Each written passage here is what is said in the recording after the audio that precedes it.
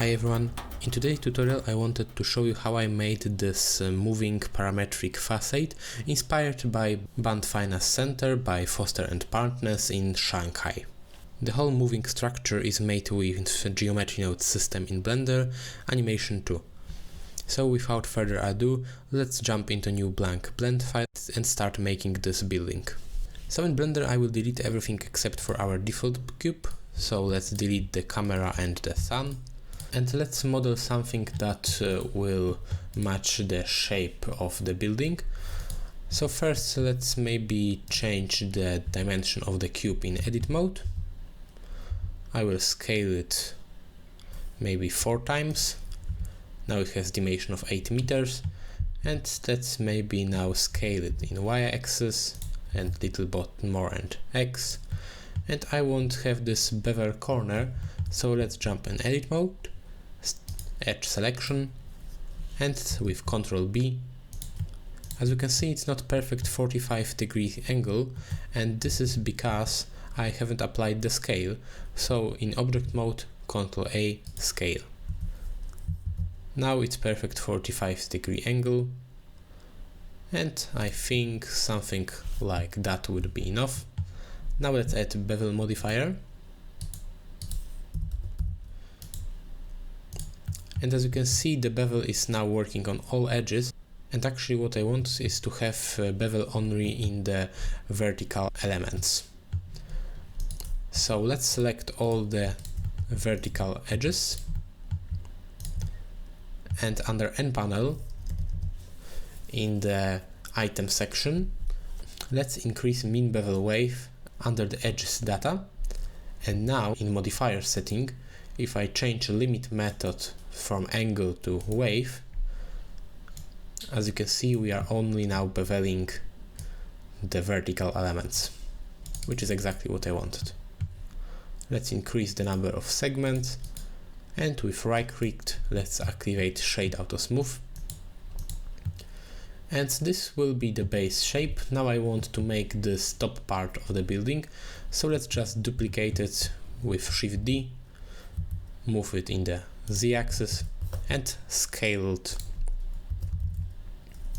to create this top part. I want it to be a little bit taller,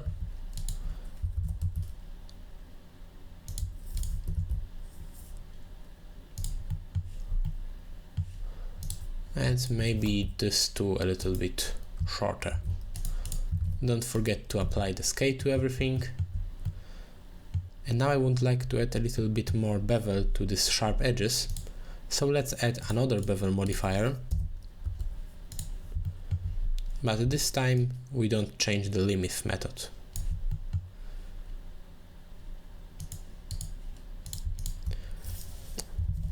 I will copy modifiers, and now let's create the bottom part by just duplicating this, and let's scale it a little bit in the Y and X and in the Z. Let's apply the scale, and let's add an array modifier, but not in the X but in the Z.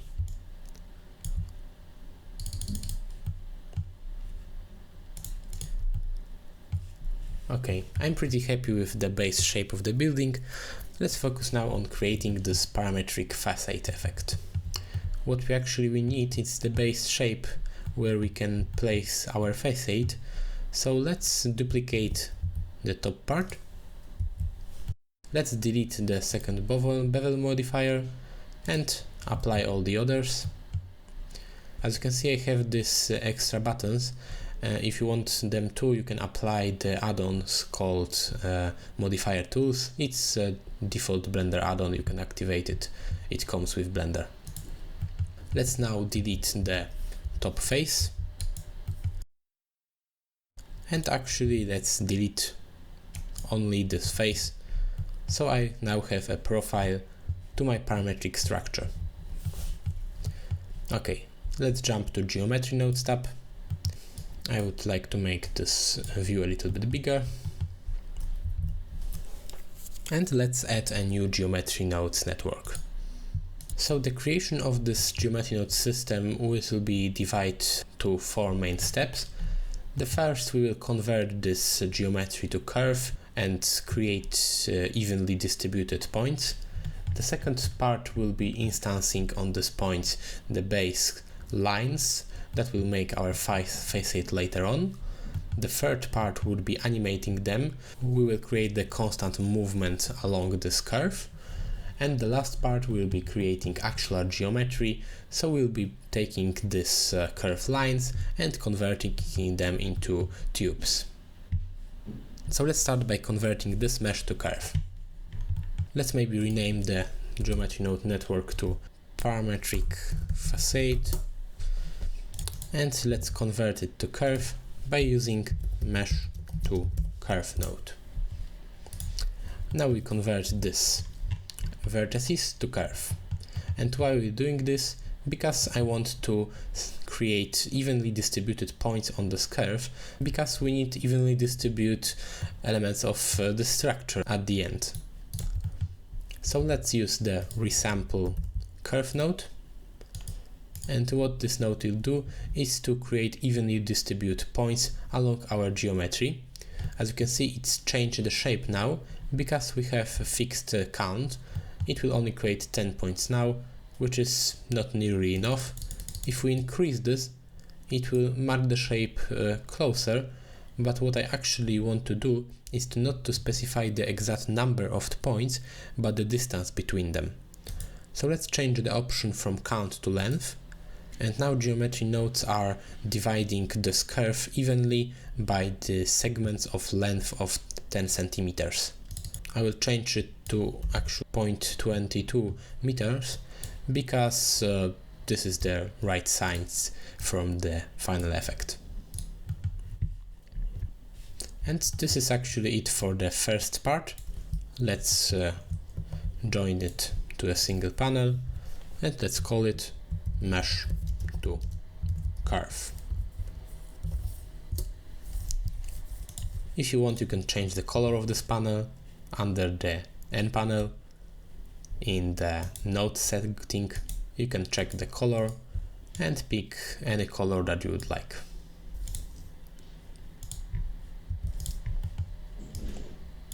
Okay, so the next part will be actually instancing the base elements on this curve, and we want to keep it simple, so I will just use the curve line. Why curve, not mesh line? Because later on I would like to convert this line to mesh with the profile to make cylinder shapes. So let's first use the instance on points node.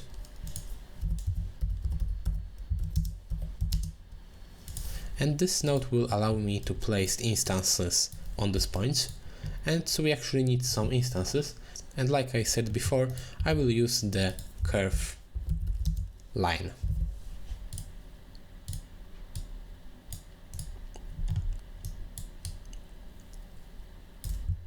I would like to have control from my modifier section, so I will add another input node.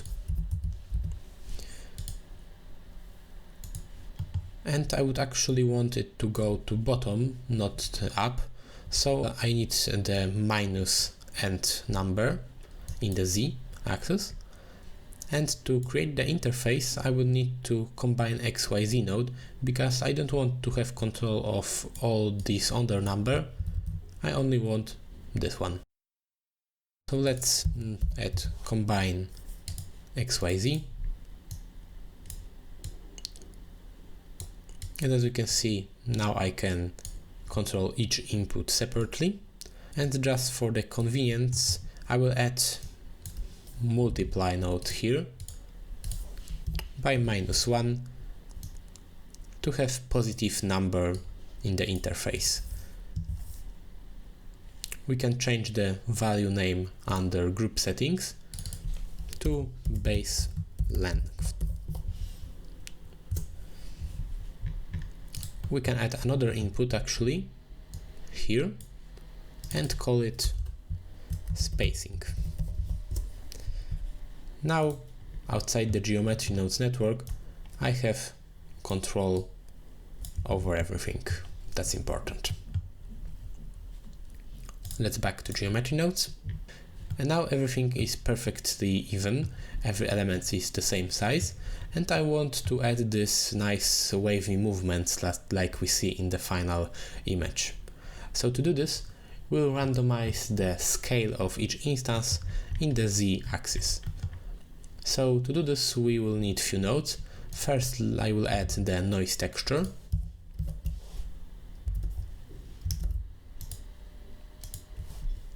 And now I will again use the combine XYZ node, because we will only want to affect the Z scale. Let's plug it in.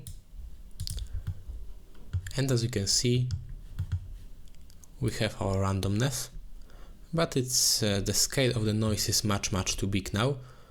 So let's decrease it a lot to have this nice wavy movement.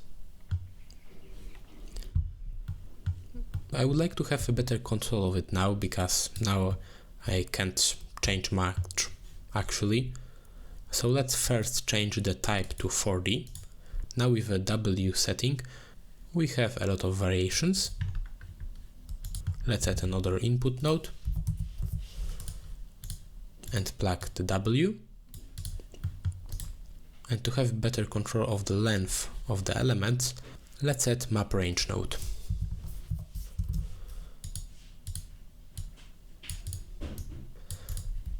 Now we can control the min and max values, and also we can control the contrast between this. So these 4 values actually are our main control, so I will plug all of them into our group input node.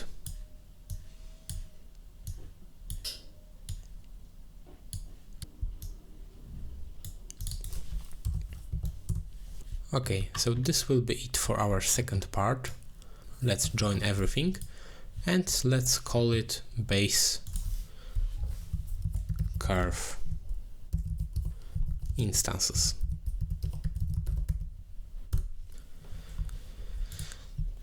If you want, you can change the scale of this text, going to Node, Properties, and Label Size.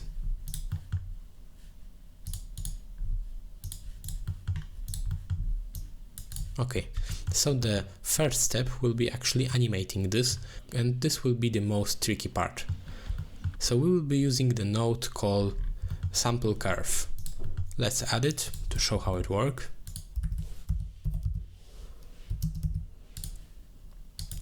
And as you can see, this node has only input geometry but no output geometry. And as you can see, the type is curves, and what I would plug to it is not our instances but our base curve. So let's drag it here and let's maybe move this a little to make it more clean.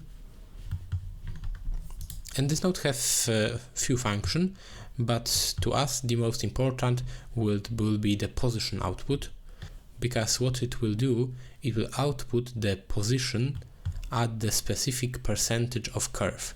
For example, if curve is starting here, so it's going like this, and the position at the exactly half of this length will be somewhere here. So we can output the position along the curve, which would be extremely useful. So to show it how it works, we will actually need another node called set position. Let's plug the position into position. As you can see, we now have only one curve, but if we change the factor, it's going along this base profile, which is kinda what we want, but we want every single curve have its own position of the curve. We don't want every curve being in one place. So how it changes? So the problem is that the position is same for every single instances.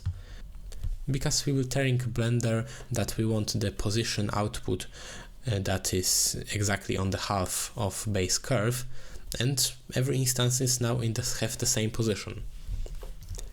So we need to play with the factor, because every single instance should have its tiny offset factor. As you can see, each instance should have different factor number, and to do this we need to play with few nodes. First, let's add index node.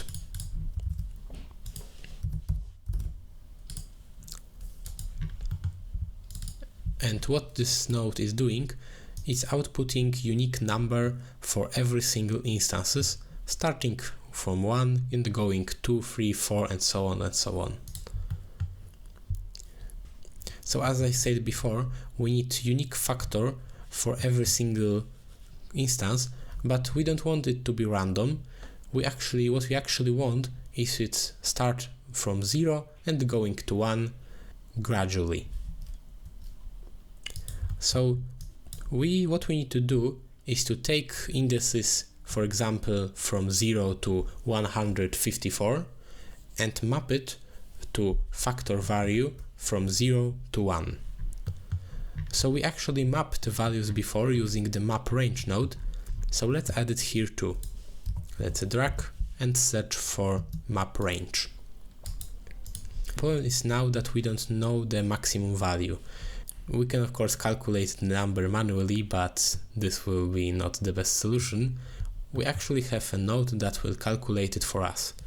So we need to calculate the number of instances, and to do this we can actually calculate just the number of base curve points.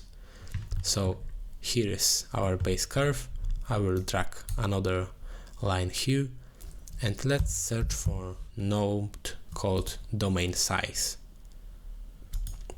We need to set it to curve, and what this node is doing, it will just output the number of points in this curve. So this will be our maximum, and it's already set up. We're mapping the indices to the 0 to 1 factor. Let's plug it to factor and let's preview it. As you can see, nothing has changed, which is good. Now what we need to do is to offset this factor, so let's add something to it. I will drag and search for add node and plug it here. As you can see, half of our elements disappear, but if we start change this value, as you can see, everything is moving, but it's stopping at some point here. And if value goes above the 1, we now have only 1 element. Actually we have a lot of elements overlapping, but this look like a single line. So the problem is that the factor can be value from 0 to 1 only. If you go above 1, the value is actually converted to 1. If we have factor 20, it will go down to 1 anyway. So what we need to do is to wrap this value. If we have a number higher than 1, for example 1.2, we will only want the 0 to 1 domain size. And we have node exactly for it. It's called wrap. What we need to do is to just change the max and min from 0 to 1. Now if I start changing the add, as you can see, we have nice smooth animation. So when I play the timeline, as you can see, nothing is happening because we need to connect our system to time. And what I mean by that is SynTime node. This node has two outputs, seconds and frame, and I will use the frame. And the frame output is just this number. If we are on the frame 101, the frame is 101. So we need to adding not too much value here. So let's multiply this by something really small, like 0.001, and let's plug it to add. And now when I play the animation, as you can see, we have nice movement. No too fast, no too slow. And to actually have control over it in our interface, I will add another multiply, set it to 1, and I will add another input node and create new input. Let's call it animation speed.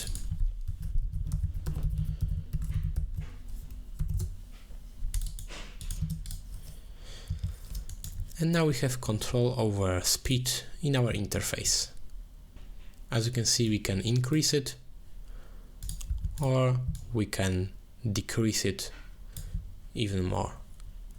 I will leave it on 1 for now. Another pro tip: if your group input node is getting too big, you can use Ctrl-H shortcut, and this will hide every output that is not connected to something.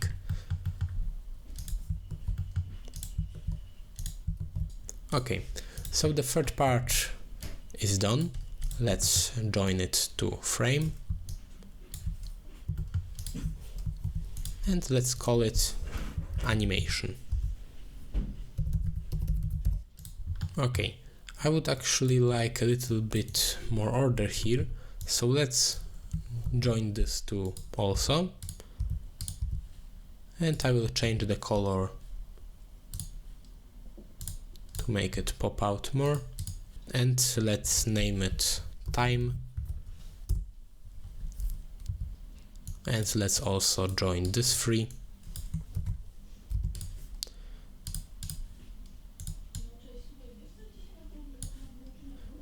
And let's call it index to factor. Okay, so let's start the final part. We will now need to convert these simple lines to actual geometry. So to do this, first we need to realize instances to actually be able to edit them individually.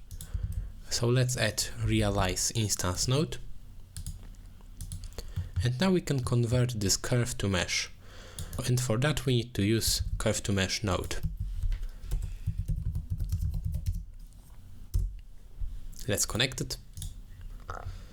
And the other input that we need is profile curve, and that for our case will be simple curve circle. So let's search for circle, curve circle, and let's plug it as profile. As you can see, the radius of this circle is much too big now, so let's decrease it. And I think 0.1 meter is perfect, and that's because we have the spacing set to 0.22 meters. Okay, now I would like to add a thickness to it. So unfortunately we don't have the solidify node here, but we can quickly make one ourselves. So let's add extrude mesh node,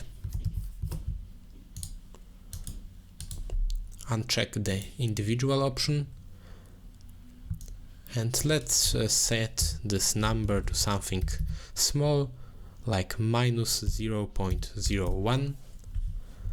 And now we are extruding inwards, and we have few problems with that. But first of all, we have this weird top caps, and to fix that we can actually join the original geometry to it by using simply join node. Let's connect it, much better. Now we need to check the normals orientation, so let's scroll and choose face orientation. As you can see, the inside is totally wrong because it should be blue. So to fix that, I will add the flip face node. Now everything is blue, which is good. And the next problem is we need to merge everything together, because we have this geometry and we added this geometry, so we have overlapping geometry here. So let's add merge by distance node, And now we need to fix the shading because it's a little bit weird, as you can see. So let's add set shade smooth. And what we actually need to do is to recreate the shade auto smooth option, because as you can see, if I click it, nothing is happening. So we need to recreate this using geometry node, and it's actually pretty simple, because what we need is angle, more specific edge angle. Okay, now we need the greater than node, and the problem is now the default angle units is radians, and I find working with degrees much easier. So let's use one more node to radians. Now we can connect it to shade smooth, and let's play with this value. And as you can see, something around 38 degrees works perfectly. If you want, you can increase the thickness a little bit, but I think this is pretty good results. The last node will be set material node, and I would rename this material to copper. Let's select it and go to shading. I will actually add this material to everything, so let's select everything, Ctrl L, link materials, and let's create really basic copper material. And what we can do now, let's maybe quick preview it in cycles.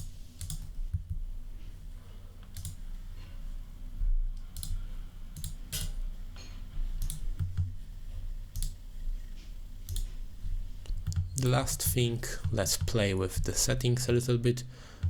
Actually, I would like to have one more setting in the modifier tab. So let's back to geometry node. Let's group it and call it curves to mesh. And I would like to have is a simple transform geometry node at the beginning, and let's connect the scale here, and now we have control over X and Y scale, so we can better choose the size of it. Okay, so now we just need to play with it and duplicate, make a little bit bigger and shorter, and don't forget, play with W to create different variants. You can play with every setting as you like, and if you are happy with the result, you can check with animation. You can invert the direction of animation by just typing -1 speed, and now we have different directions of animation, which I think looks pretty cool. Okay, so this will be it for this tutorial.